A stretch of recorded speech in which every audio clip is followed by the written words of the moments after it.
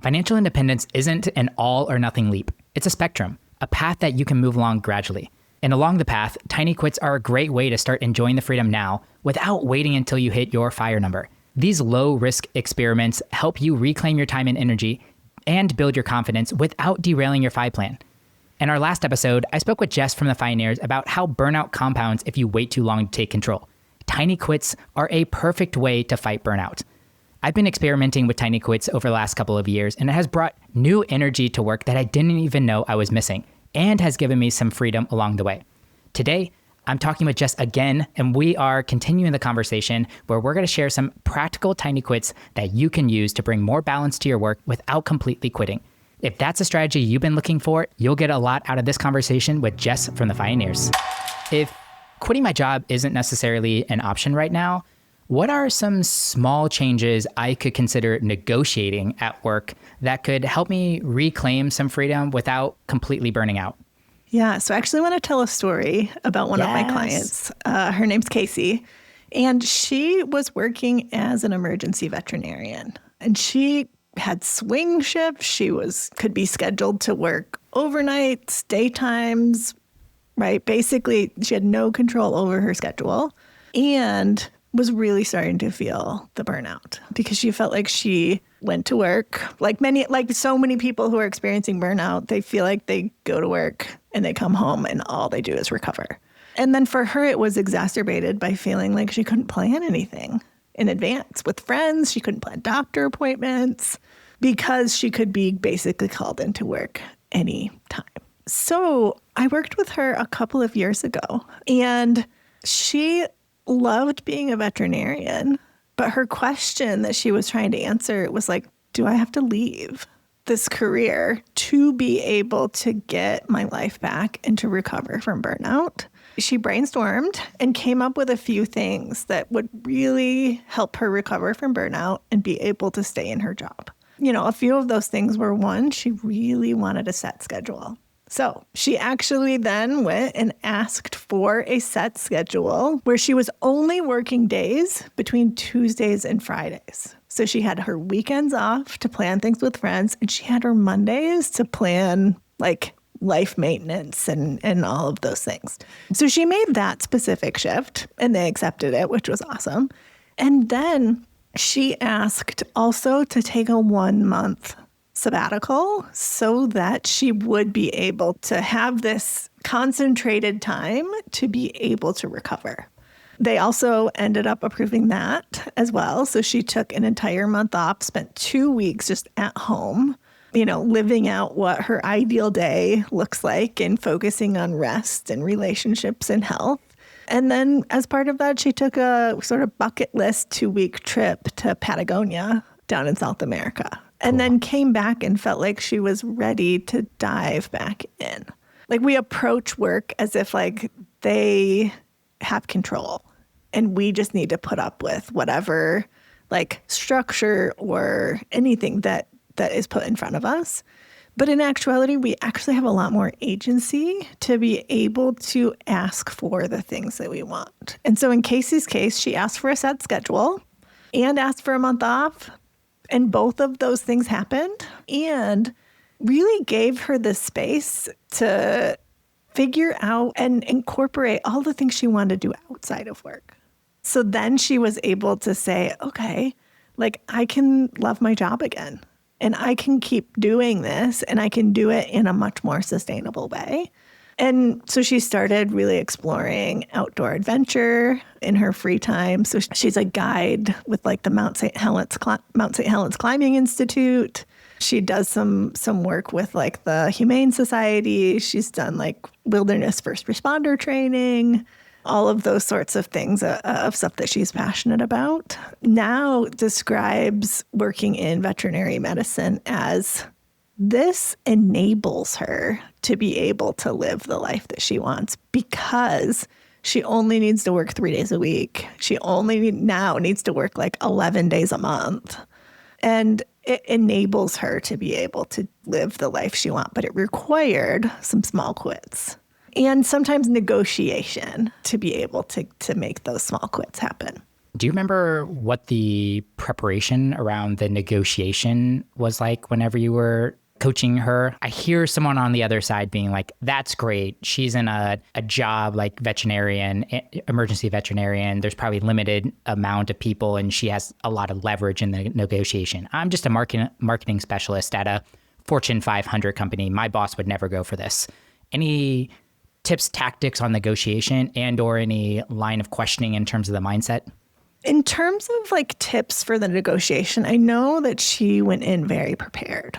She, was working in a place that didn't really have like a review or like an evaluation process. And so she went in having done like a self-evaluation and had a really clear proposal on like what would help her and why it would ultimately help the hospital in the long term. I do think that medical provider burnout, regardless of whether the medical provider is for humans or animals, like that's a significant concern. And I think it's a concern across many different industries. And so if you can make a case for here's why this is going to help me be able to like do better work for you, like it seems like it can be a win-win. And from my work in HR prior to this, I do know how difficult it is to hire good people and how long it takes to train them to get to the point where they're at where their predecessor was. And so if we can retain good people in their roles for longer, like that benefits the company. Jillian Johnsrud says this too, and kind of paints the picture where she's like, okay, they could allow you to take a month off, or they could let you go and then start what is typically a 3 to 6 month hiring process for a roll of a dice candidate that they don't even know is going to be better or not than you. Yep. A 3 to 6 month hiring process and then a like 6 to 8 month training process to like get them fully up to speed. It absolutely makes sense to allow someone who's good that you want to retain to negotiate some changes to their work structure. I can give another example of this. Yeah, let's do it. So we're talking about things that you can negotiate right now. I feel like we can also talk about things that we can just do ourselves. But the negotiation piece, I'll tell you one more story before we get into it. There was one point where I actually quit part of my job. I was going through this process at the time where I was doing this energy and engagement tracking, which I would absolutely encourage people to do, to say like, what parts of the things that I do day to day energize me and which ones really like drain all of my energy and like make me hate what I'm doing. And if you can pinpoint what some of those things are that really make you like hate your job, you might be able to negotiate to just not do those. So for example, I was working in HR at the time and there were so many things I enjoyed about it. I got to do training. I got to coach leaders. I got to do a lot of stuff that I really enjoyed. And then I had to facilitate conflict negotiation conversations or performance improvement or firings or, those sorts of things. And every time just, it just drained all of my energy. And I remember one day, like I was talking to my boss and I was like, I just can't do those. Like if I have to keep doing them, I mean, I guess this is what was going on in my head. I didn't tell her this, but what was going on in my head was like, if I have to keep doing this, I think I have to quit this job because it's draining so much of my energy and it just makes me hate it. And so I ended up having a conversation with my boss about how difficult that was for me and how it drained so much of my energy. And amazingly, and I was like, oh, well, it's just part of the job. I remember feeling like I just have to do it. Like, it's just part of working in HR. And if I can't do it, I should just quit. And she was like, please don't quit. You do such good work on all of this other stuff. And she was like, I'll do that. So you can focus on the things that you do well, that you enjoy, that you excel at. And I will do these periodic conflict management, performance improvement, firing, termination conversations. And then instantly overnight, my job got like 10 times better, and then things shifted because she ended up leaving the organization that I was working with over time. But I think had that structure stayed the same, I would have stayed in that role for a long, long time. But things shifted. That came back to be part of my job. And then I couldn't offload it again, and then decided okay, I guess it's time to leave. I feel like good managers do this proactively. Like they're always trying to understand what are task responsibilities that are bringing you a lot of joy and excitement and what is draining you. And they're good at shuffling, automating, delegating, removing those processes. I mean, some things just have to get done. And if everyone doesn't like doing them, that's a little bit harder of a strategy. But I remember my boss was so good at understanding and asking those questions often, and then finding the right person on the team that would want to take those on, or finding a different way to do them. We did a lot of data migration or data cleanup projects. And she was like, well, how about we use a third-party outsourcing team and let them do that work? I'm like, wow, that's actually a great idea. There were so many things that just got removed from my desk, especially as I started reducing hours, because she was just asking, what do you want to keep? What lights you up? Because she knows that's where I'm going to perform the best anyway. So why not concentrate that work there? Part of the key is just questioning.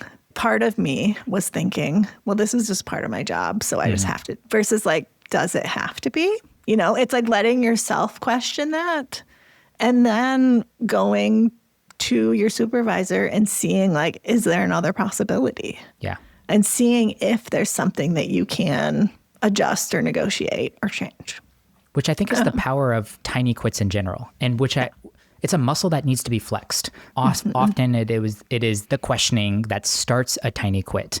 And then it is the conversation with your employer, your manager, that starts to allows you to start building some confidence around boundary setting. And many times a boundary setting for you is much more substantial than the impact that it's going to have on an employer. That employer losing your client, the ER veterinarian, versus just giving her a fixed schedule and then making sure, or then having a reliable person there Tuesday through Friday, probably wasn't as catastrophizing as she really made it seem, which once again is the reason why I love tiny quits and adding tiny quits in your FI journey, because you do start to get a little bit more confident in asking and setting more boundaries over time.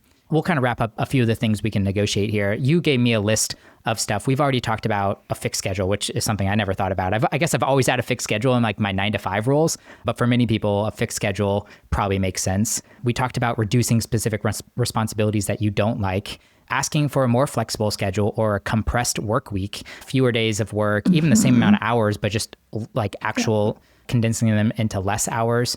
Fewer meetings or less micromanagement. I think that's really interesting. One big thing that I did was create meeting blocks where from 10 to 3 p.m. were the only times that I proactively booked meetings or allowed my calendar to get booked, versus just opening up a whole 40-hour week and then having to do a meeting at 8 a.m. and then doing another meeting at 4:30 p.m. Just putting some structure around that. And then time off, mini retirements, and some project selection, or even client choices, especially if you're self-employed too, really deciding or giving yourself the permission to say no to some people that just don't fit. Maybe they don't have a really tight relationship with their manager. Maybe they work for a challenging employer, or their employer is going through a hard period right now. I know lots of my friends are afraid of layoffs, but they are still looking for control. So they don't want to ruffle the feathers and negotiate something. What are some things within their own control that they can start protecting their own time and gaining some more freedom back? I'll tell another story here about a client that I worked with named Kate. And Kate worked in a university setting as an administrator.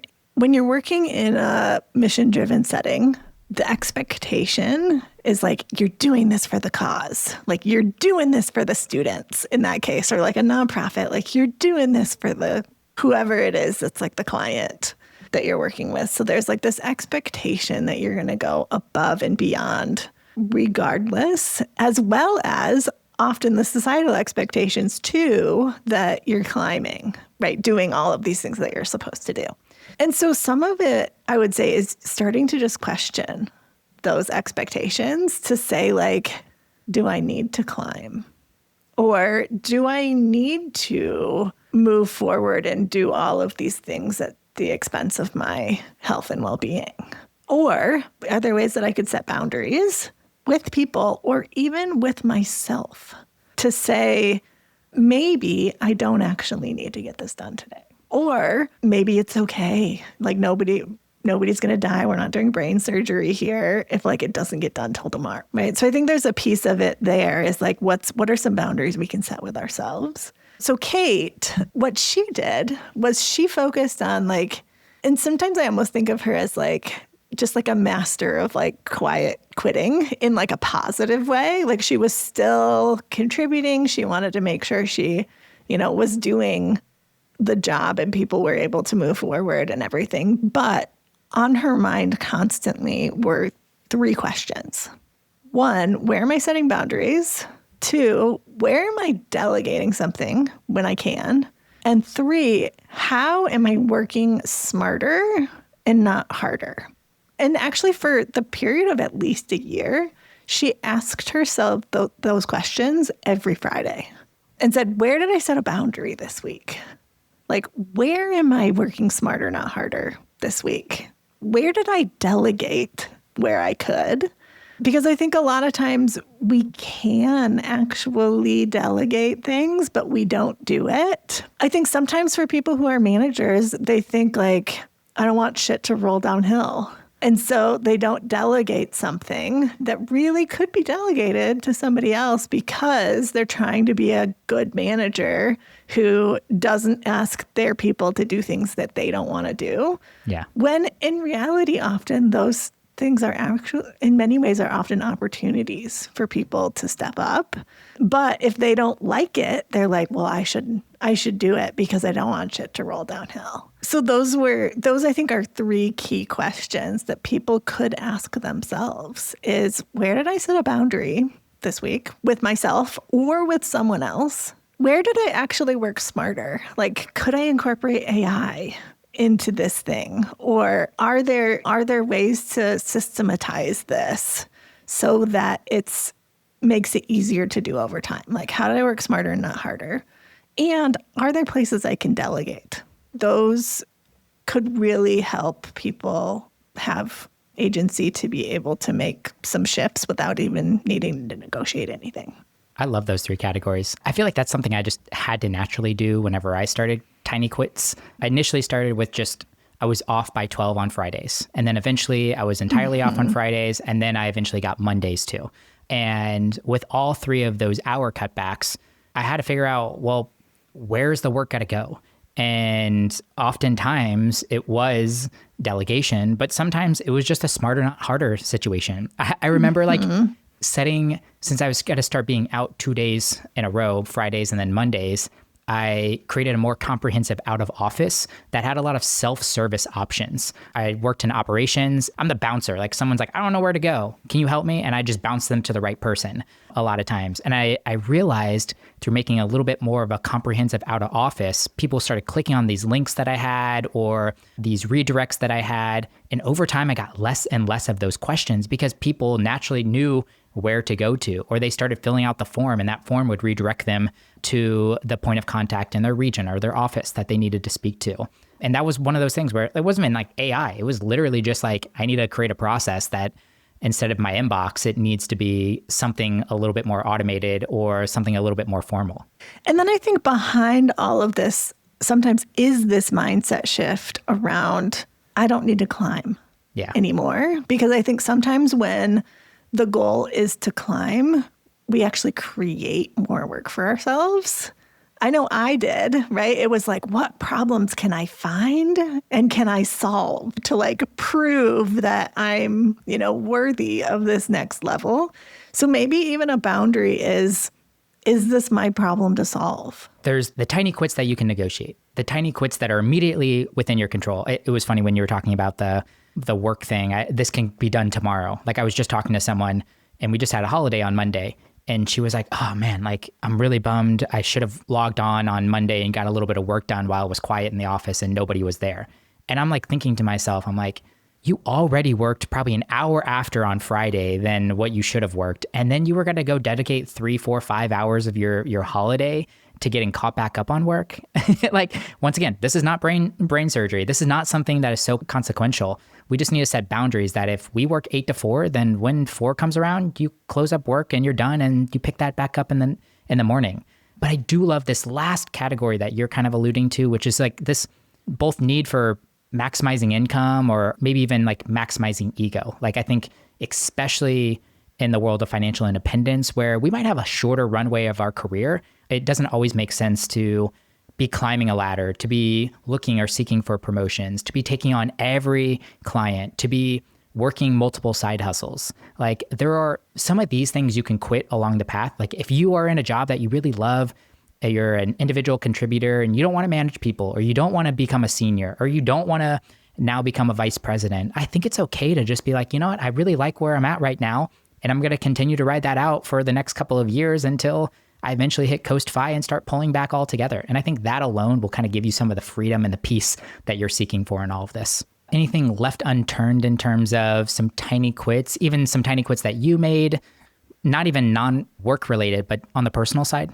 That's actually a great question, because I do think that our lives can be so busy in general. And so, like, I would definitely encourage people to think about like all the things that you do on a weekly basis and think about like, how important are they? And how much do I actually want to do it? Or like, how important is it that I do it? You know, when I was really struggling from burnout, part of it was changing work, but part of it was figuring out what I didn't want to be doing in my free time also. And I was serving on the board of a nonprofit, like as their vice chair. And I realized like, this is important, but it's not important that I do it. And so I ended up stepping away from that. And then I ended up realizing like, oh, I'm going to this book club out of like some feeling of obligation versus actually wanting to do it. And so I ended up quitting that too, which created space for, you know, so many other things that were more fun and that I actually wanted to do and allowed me to focus on the mental health and recovery. So yeah, I would definitely encourage people to also think through like, are there things in your personal life that you feel like you have to do that maybe you don't? Because I think like self-care by subtraction is one of the most powerful things that we can do for ourselves to recover from burnout. I love that thought. And I know we're both no kids by choice, but I was just talking to Joel Larsgaard too. And he was like, the amount of extracurricular activities our kids participate in. He's like, from now on, kids can do one thing and one thing at a time. And then I'm not running kids Monday through Thursday and spending my Saturdays and Sundays at games or rehearsals or whatever it may be. And I'm like, man, that is probably a really great boundary for parents to consider. Or something that you mentioned, like you'll only serve on one board at a time, or you'll only volunteer with one organization at a time, or maybe not even quitting, but just boundary setting. Like, I don't do that book club on 6 p.m. up north that takes me an hour and a half to drive to every single evening because it's during rush hour. Like, I only do my clubs on Saturday mornings now. Like, there might be some boundaries that you just need to set on personal activities that will also just bring a lot more enjoyment and satisfaction to your life. Yeah, absolutely. Well, Jess, always a pleasure chatting with you. If you didn't check out the previous episode and you feel like you're still on the fence about making some changes, I would highly consider you to tuning into the previous conversation with Jess, where we dug into the emotional and mental cost of waiting too long. If you want to learn more about Jess and what the Fioneers are up to, you can head over to thefioneers.com or check out their YouTube channel. I'll link everything in the show notes. And I really appreciate you guys listening. I'll see you guys in the next episode.